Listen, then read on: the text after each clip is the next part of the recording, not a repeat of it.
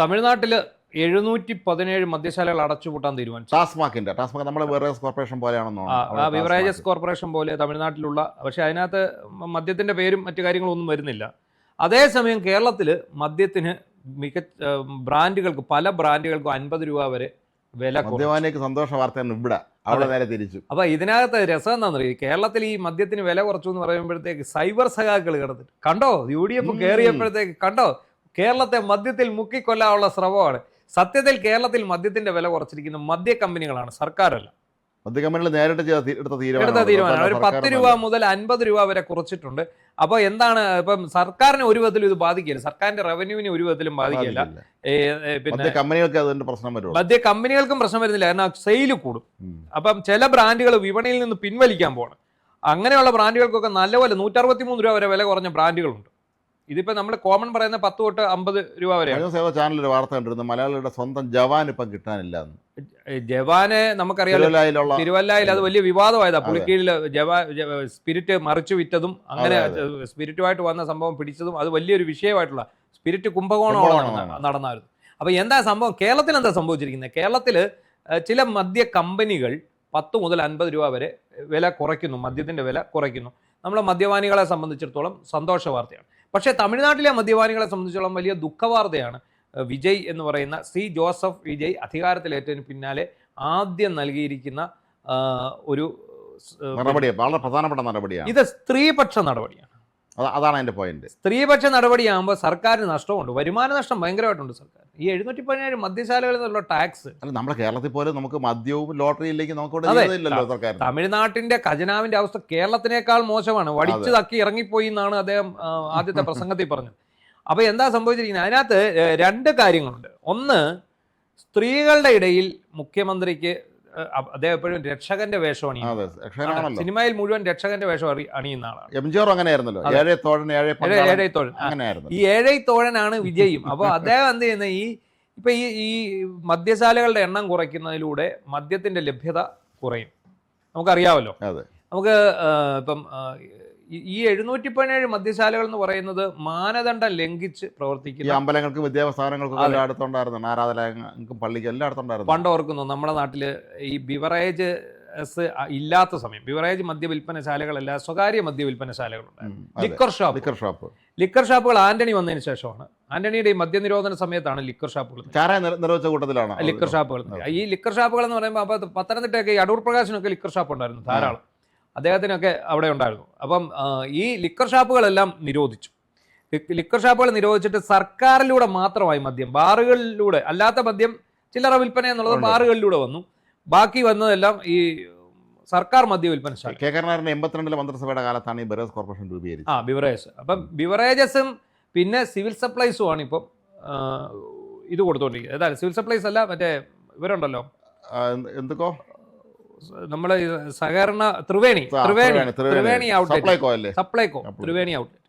അപ്പോൾ ഈ ത്രിവേണി ഔട്ട്ലെറ്റുകൾ വഴി മദ്യം കൊടുക്കുന്നുണ്ട്. അപ്പം പിന്നെന്ത് പറ്റി, മദ്യശാലകൾക്ക് കാലാകാലങ്ങളായിട്ട് മാറ്റം വന്നു. പണ്ടായിരുന്നു ഈ മദ്യവിൽപ്പനശാലകൾക്ക് മുമ്പിൽ നെടുങ്കൻ ക്യൂ ഉണ്ടായിരുന്നത്. ആ ക്യൂ അപ്രത്യക്ഷമായി. എന്താണെന്ന് ചോദിച്ചാൽ സൂപ്പർ മാർക്കറ്റുകളാക്കി. ഈ മദ്യശാലകൾ സൂപ്പർ മാർക്കറ്റുകളാക്കി. എന്നിട്ട് ഇത് പ്രീമിയം കൗണ്ടറുകൾ കൊണ്ടുവന്നു. തമിഴ്നാട്ടിൽ ഇങ്ങനെയുള്ള സംവിധാനമൊന്നുമില്ല. നമ്മൾ വെളിന്ന് കാണുമ്പോൾ തന്നെ ഒരു വൃത്തിമനയില്ലാത്ത.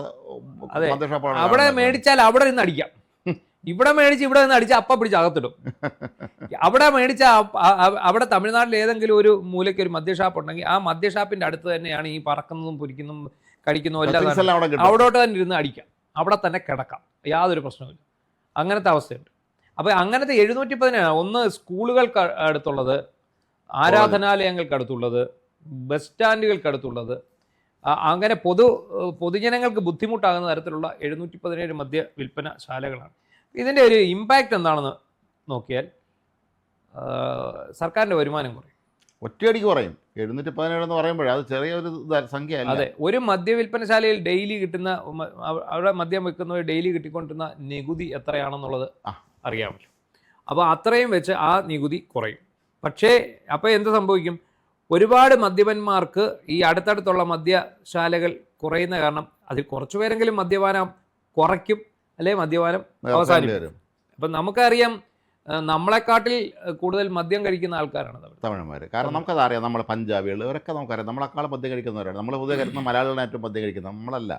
അവിടുത്തെ കുപ്പി ഉണ്ടല്ലോ, പർച്ചേസിങ് കപ്പാസിറ്റി അനുസരിച്ച്. നമ്മുടെ ഇവിടെ ഇപ്പോൾ ഒരു ശരാശരി മദ്യപാനിക്ക് ഒരു 1500 രൂപയുടെ ഒരു കുപ്പി വാങ്ങുക എന്ന് പറയുന്നത് ഒരു വലിയ ഇതല്ല. കാരണം ഒരു 3 പേര് കൂടി അല്ലെങ്കിൽ ഒരു 4 പേര് കൂടി ഷെയർ കുപ്പി മേടിക്കും.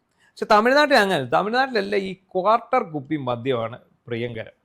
നമ്മളവിടെ ഒരു ഫുള്ള് മേടിക്കാൻ ചെന്നാലും അവിടെ ചോദിക്കുമ്പോൾ ആ ബ്രാൻഡ് ക്വാർട്ടറേ ഉള്ളൂ, ഫുള്ള് ചിലപ്പോൾ കാണത്തില്ല. അപ്പോൾ നമ്മളത് ക്വാർട്ടർ ഇങ്ങനെ വാരി കയ്യോടെ പിടിച്ചോണ്ട് പോരണം. ഈ ഒരു കുപ്പി മദ്യത്തിന് വരെ ഇത്രയും ക്വാർട്ടർ കുപ്പി മദ്യം മേടിച്ചോണ്ട്. അവരെ സംബന്ധിച്ചിടത്തോളം അവർക്കും സഹായം ഇതാ, വിലക്കുറവാണ്. അല്ല, മാത്രമല്ല പലരും പറഞ്ഞു കേട്ടിട്ടുണ്ട് ഇത്രയും ചെറിയ ക്വാർട്ടർ കുപ്പി കിട്ടുന്ന വീര്യം കൂടിയ സാധനമാണെന്ന്. ഒന്നടിച്ചാൽ തന്നെ അപ്പോഴേ ഫിറ്റ് ആവും. അതെ, അത് ക്വാർട്ടർ കുപ്പി എന്ന് പറഞ്ഞാൽ 150 മില്ലി അല്ലയോ, അല്ലേ? അതെ അതെ. അപ്പോൾ ഈ അതിൽ ഒരു കുപ്പി അടിക്കുമ്പോഴേ വഴി കിടക്കും. അങ്ങനത്തെ സംവിധാനമാണുള്ളത്. അപ്പം ശരിക്കും വിജയ് ചെയ്തിരിക്കുന്നത് ഒരു കണക്കിന് സർക്കാരിന് പേര് കിട്ടും. അതെ, പക്ഷെ മറുവശത്ത് കൂടി സർക്കാരിനെ അത് സാമ്പത്തികമായ വലിയ പ്രതിസന്ധിയിലാക്കുമ്പോൾ സ്ത്രീകളെ സംബന്ധിച്ചിടത്തോളം അവർ തന്നെ സപ്പോർട്ട് ചെയ്യും. കാരണം ഇവർ പലരും ജോലിക്ക് പോയി കിട്ടുന്ന പൈസ മുഴുവൻ കുടിച്ച് തീർക്കുക, അല്ലെങ്കിൽ ഭാര്യ ജോലിക്ക് വന്ന പൈസ പിടിച്ച് പറിച്ചുകൊണ്ട് മദ്യപിക്കുക തുടങ്ങിയ പ്രശ്നങ്ങൾ കേരളത്തിലേക്കാളും ഏറ്റവും രൂക്ഷമായിട്ടുള്ളത് തമിഴ്നാട്ടിലാണെന്ന് കേട്ടിട്ടുണ്ട്.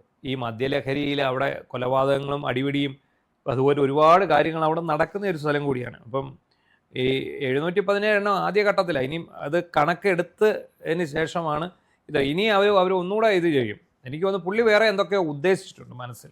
അതായിരിക്കാം ചിലപ്പോൾ ഇത് കോമ്പൻസേറ്റ് ചെയ്യാൻ വേണ്ടി വേറെ എന്തെങ്കിലും കണ്ടിട്ടുണ്ട്. പിന്നെ ഇതിന് ഇപ്പം നമുക്കിപ്പം തമിഴ്നാട്ടിൽ ലോട്ടറി ഇല്ലല്ലോ, നമ്മുടെ ഇവിടെ ലോട്ടറി ഉണ്ട്. ഈ ലോട്ടറി എടുക്കാനെ കൊണ്ട് അതിർത്തിയിൽ നിന്ന് എത്ര പേര് വരുന്നുണ്ടെന്ന് അറിയാം. തമിഴ്നാട്ടിൽ നിന്ന് ബസ് കയറി കമ്പം, തേനി, തെങ്കാശി അവിടെ നിന്നൊക്കെ ഇഷ്ടം പോലെ ആൾക്കാർ നമ്മുടെ ആരെങ്കിലും ലോട്ടറി ഭ്രമമുള്ള ആളുണ്ട്. ലോട്ടറി ഉണ്ട്. അല്ല, തമിഴ്നാട്ടിൽ അങ്ങനെയാണ് ഈ തമിഴ്നാട്ടിൽ ഈ സാധനം ഇല്ലാതായത്. അപ്പോൾ അതിനു വേണ്ടിയാണ് ഇത് എടുക്കാൻ വേണ്ടിയാണ് ഇവിടെ വരുന്നത്. ഇത് ശരിക്കും ചൂതാട്ടമാണല്ലോ. ഈ ലോട്ടറി എന്ന് പറയുന്ന സാധനം ശരിക്കും ഒരു ചൂതാട്ടത്തിന്റെ പരിധി വരുന്ന സാധനമാണ്, ഒരു ഗാംബ്ലിംഗ് ആണ്. നമ്മൾ കിട്ടിയാൽ കിട്ടി, പോയാൽ പോയി. ഇത് തന്നെ ചൂതാട്ടം. നമ്മൾ പൈസ വെച്ച് ചീട്ട് കളിക്കുന്നത് പോലെയൊക്കെ തന്നെ ഉള്ളൂ, അത്രേ ഉള്ളൂ.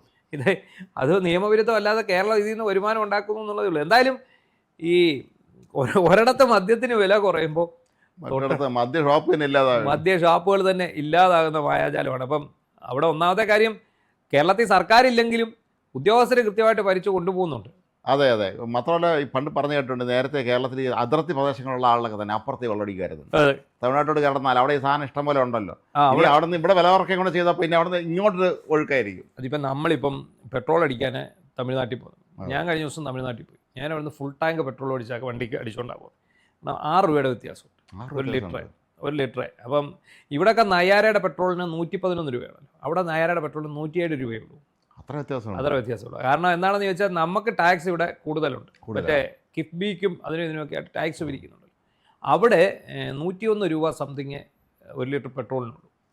അപ്പോൾ നമുക്ക് ശരിക്കും പറഞ്ഞാൽ 5.5 രൂപ 6 രൂപയ്ക്ക് അടുത്ത് നമുക്കതിൻ്റെ കുറവ് വരുന്നുണ്ട്. അപ്പോൾ ഇതുപോലെ ഈ മദ്യം കുറഞ്ഞ ചിലവ് ഈ പൂസാകാൻ ലോക്കൽ ബാറുകൾ, ഈ തമിഴ്നാട്ടിലെ ലോക്കൽ ബാറുകൾ കണ്ടിട്ടില്ലേ? ഈ ലോക്കൽ ബാറുകളിൽ പോയി പൂസാകാൻ വേണ്ടി നമ്മുടെ ഈ അതിർത്തിയിൽ നിന്ന് പോകുന്ന ആൾക്കാരുണ്ട്. ഈ കുമളിയിൽ നിന്നും എഴുതി വെച്ചു അവിടെ പോയി അടിച്ചിട്ട് പോരാനൊക്കെ ഉണ്ട്. ഇപ്പം അവിടെ ഇപ്പം ഈ മദ്യശാലകൾ പൂട്ടുന്ന സമയത്ത് എനിക്കൊന്ന് കേരളത്തിലോട്ട് ആൾ ഉള്ളതാണ് സംശയം. എന്തായാലും 2 സംസ്ഥാനങ്ങളിൽ ഒരേ ദിവസം 2 സംഭവങ്ങൾ നടക്കുന്നു, മദ്യത്തെ വ്യത്യസ്ത സംഭവങ്ങൾ നടക്കുന്നുണ്ട്. എന്തായാലും മദ്യത്തിന്റെ ലഭ്യത കേരളത്തിൽ കൂടുമ്പോൾ തമിഴ്നാട്ടിലത് കുറയും.